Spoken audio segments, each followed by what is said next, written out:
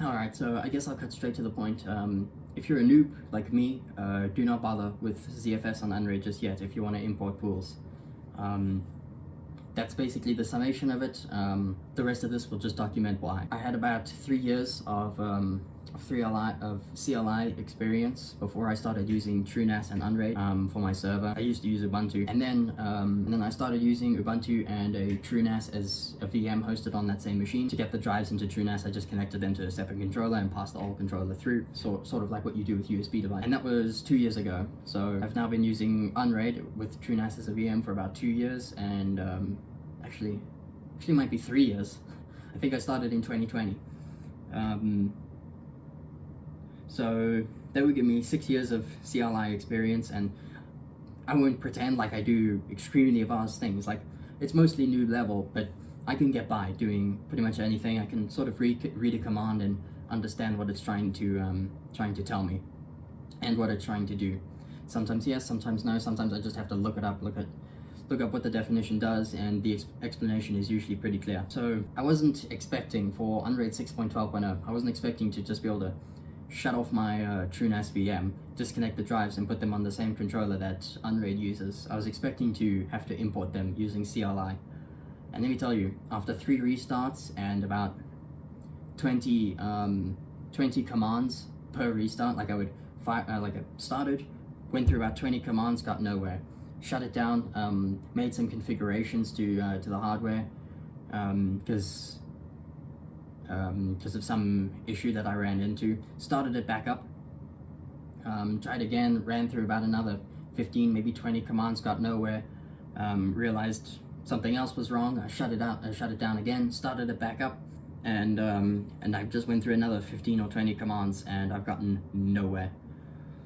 So I wasn't expecting to use the GUI, but I was expecting to be able to use the CLI implementation the same as in TrueNAS. Maybe that was naive, but honestly, when you're dealing with something precious and irreplaceable like data, like I'm talking, you know, photos, videos, personal documents that I've created and collected over the past decade. So I'm 23, so that's half my life of data exists on these drives. One of the pools is replaceable. It's just media, like movies and music. Yeah, just movies and things like that.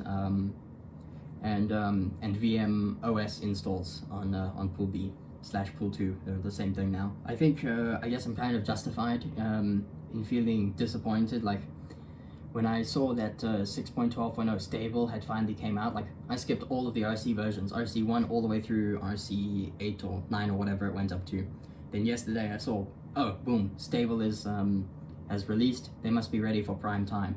So I upgraded, and let me tell you, between drives not showing up, not being able to create the pool, like, let me tell you, I'm not trying to import complicated pools here. I've got 2 4TB drives. It's a mirror, so if one drive fails, all of my data will be safe. That's it. Nothing beyond that. Just 2 drives, 4 TB apiece, configured as a mirror. There's no, I think, I can't remember what the compression was set to, but there's also no encryption or anything like that. I have a password protected in a sort of different way. So when you're importing pools on TrueNAS, it's clear what they're doing with your data. It's clear what they're doing with the data sets, and it's clear what they're doing with the actual drives themselves. So it's extremely transparent. It's predictable. So things behave the same. You don't, you know, try a thing and then try that same thing and then things are different. So it's predictable, it's reliable. So I guess consistency is really one of the things that you should look out for when you're dealing with data that's extremely precious.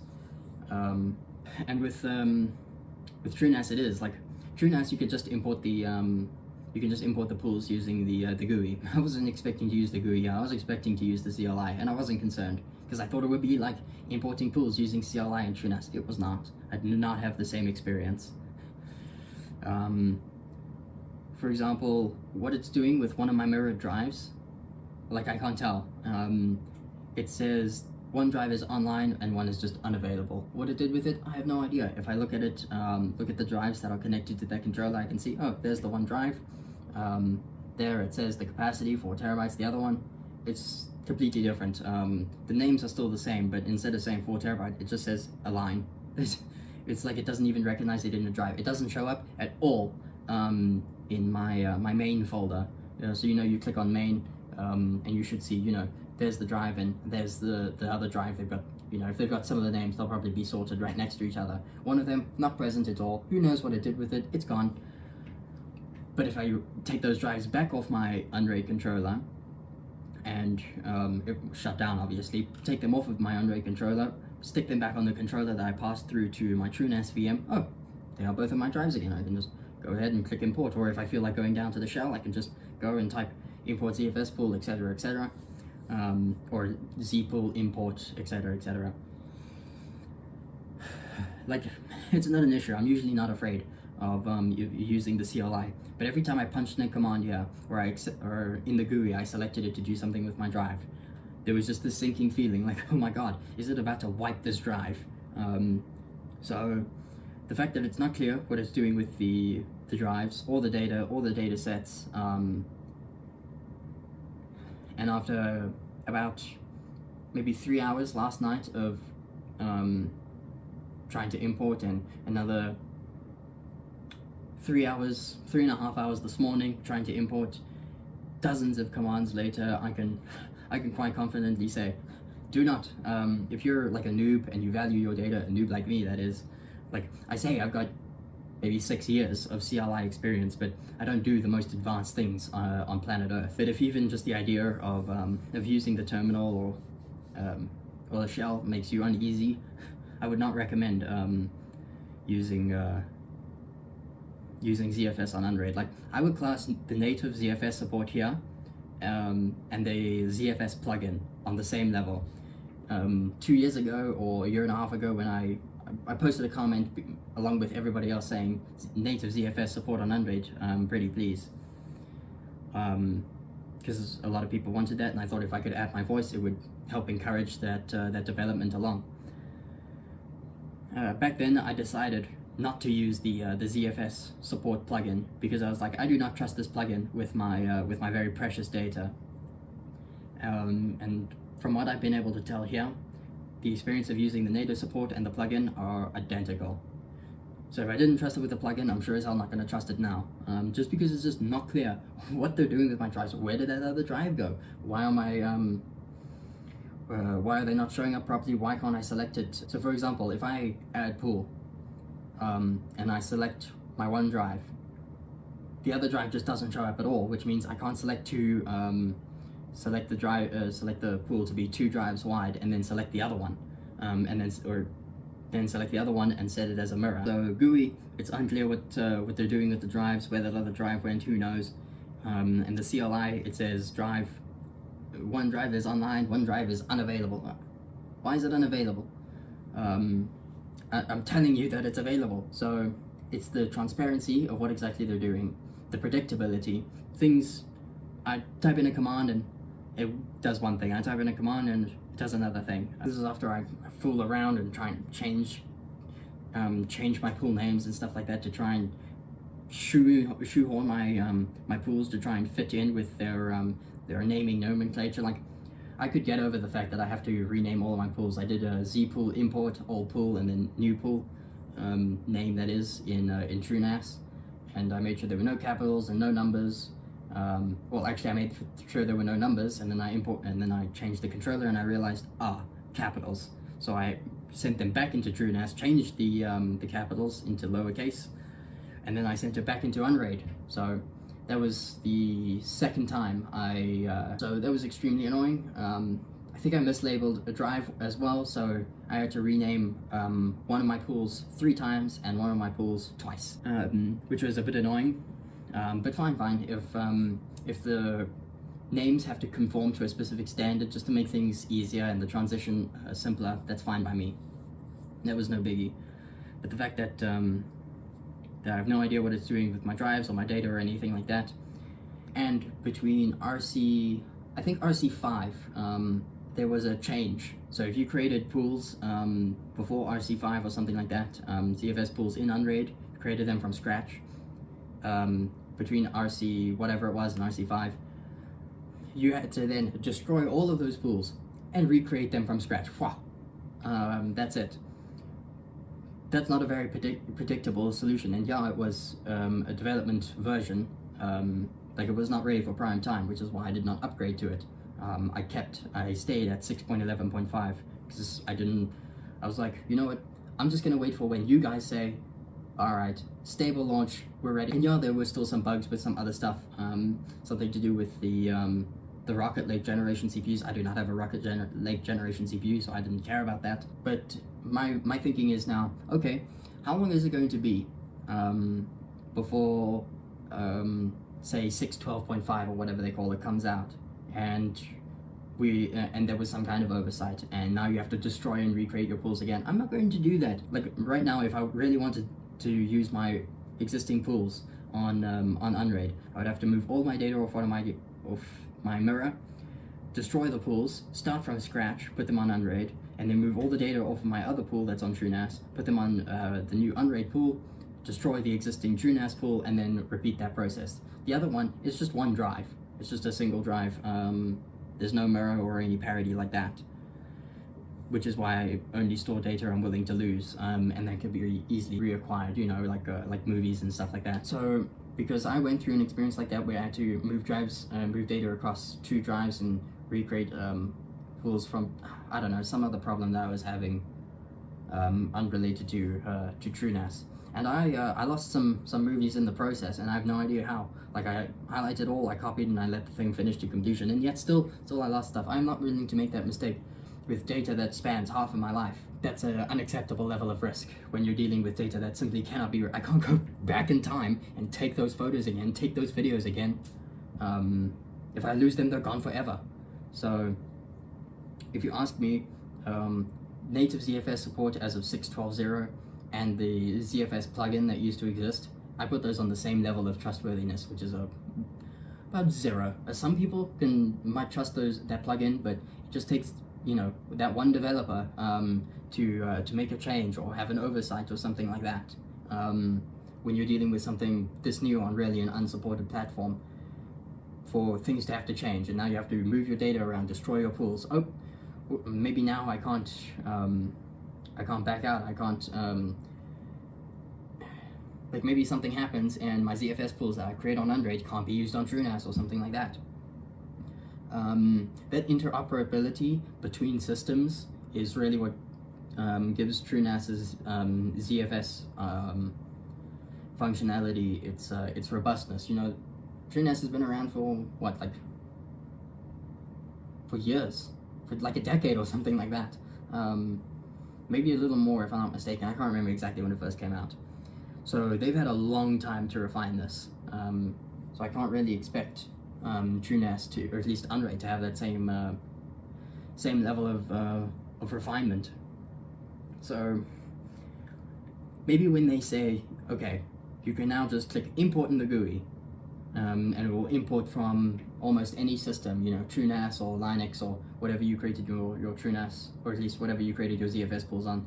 Maybe when you can do that, when it's just a simple import command in CLI, or a simple import button on the GUI. Maybe when it's at that level, then it's ready for me to trust my very precious data with. But through all the commands that I had to do to try and figure out what the hell is going on, where did my other drive go, and I scoured the internet looking for other users who tried to import pools, and I couldn't really find anything. I found a post on Reddit from like 2 months ago, but that was the development version, so everything has changed now. And they didn't get anywhere, if I remember correctly. And then I went to the Unraid documentation, the official documentation. I went to the ZFS section. It's empty. There's nothing in there. The only thing that alludes to importing your pools from other systems is like one little line, and you would think when they say import support is limited based on operating system and things like that, it'll be like, okay, I'm expecting, you know, some more obscure setups to not really fit into the ZFS implementation properly. But TrueNAS is one of the biggest ZFS platforms in the world, on the planet. You're telling me that they didn't even think, okay, if we allow importing for any pools, it should be from TrueNAS, because that's your model. That's what you base it off of. With all their years of experience, they seem to kind of know what they're doing. The commands in the shell are clear on what you're supposed to do. If something is unclear, you can easily Google it. There's decades of information, of knowledge from people who have been trying stuff going back. That doesn't exist on Unraid, which you wouldn't expect it to, but at the same time, CFS is kind of a universal system. It really kind of works on pretty much anything. Like, I think you can take your TrueNAS pools and just import them into an Ubuntu server environment, and you shouldn't have any problems. So if you're a noob like me, and you value your data, it's extremely precious, beyond value, beyond the cost of a drive, irreplaceable, effectively, then I would not recommend moving moving your TrueNAS pools to Unraid. So I'm not going to continue any further with trying to import them, and I am not going to continue any further with either moving the data off to a different pool, destroying the pool and recreating it, and then vice versa, so that both of my pools exist on Unraid. I am definitely not going to do that, just out of fear, because I don't know when the next version is going to come out, and if it's going to say in the changelog, oh, by the way, you have to destroy your pools, like how it was in RC6 or RC5 or whatever it was. I just don't trust it, because it's not predictable, it's not transparent, and I wouldn't really say consistency and predictability are not the same thing, because it might be predictably inconsistent, which this kind of has been for me. So based on how clear it makes, so TrueNAS makes it extremely clear what it's doing with your data and with your drives. Unraid, not so much. That's not enough. So I thought I would just create this video so that if you value your data, you maybe best stay away, unless you're a pro, like actually are smarter than me and have more experience than me. I might try again once some people who are smarter than me have written guides, once there's actual documentation from both Unraid and end users who have tried all sorts of different configurations, who have drives lying around that don't contain precious data that they can just swap and try stuff. Once those clever, because I don't have drives to just plug and disconnect and destroy pools and recreate them at a whim. I don't have enough spare drives on hand to do that. All of my drives are populated with my data, so I'm not about to start experimenting with irreplaceable files. No way. So maybe I'll wait for those smarter people to write guides, and if it seems clear, I'll try again and create a video about my experience. But yeah, I have no intention on having to go through the process of destroying and recreating pools, not when they're as solid as they are. I mean, I have now a fairly robust power solution at my house. I live in South Africa, so we have something called load shedding, where, you know, Eskom is that's our government-owned power company, the only power company. It's illegal if you want to make your own power and sell it, that is. So, you know, after about a decade of corruption, you experience maybe, like, on the low end, 4 hours per day of load shedding. So that's blackouts. They just shut the power off. And then on the high end, maybe like 12 to 16 hours, sometimes 18, if it's really bad. And then sometimes, and then obviously aging infrastructure, sometimes a transformer at a substation goes down, and now you're without power for 6 hours, and they have no mercy, okay? If you were without power for 6 hours, because a transformer went down, and then they fix it, and your load shedding cycle is about to start, they will load shed you again. They don't care. So now I've got a small solar array here, about 12 panels, 340 watts or whatever it was, 5 kilowatt inverter, something like that, and a 4.2 kilowatt hour battery. So this server does not go down, not unless I make it, or something beyond my means, I guess, something beyond my control.